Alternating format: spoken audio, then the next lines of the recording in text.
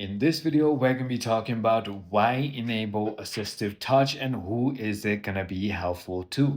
So enabling assistive touch on iPhone provides an on-screen virtual button that mimics the home button and offers quick access to functions like screen lock, volume control, screenshots, and other multitasking. Well, there are a couple of reasons why you could be wanting to enabling it. So first is going to be for simplified payments. It can be used to confirm Apple Pay transactions instead of double clicking the side button. You can also go ahead and use advanced controls like locking the screen, muting, or rotating the screen through it. And finally, there is also customizable functionality. So the floating button can be configured to perform actions like opening the control center, invoking Siri, and so on.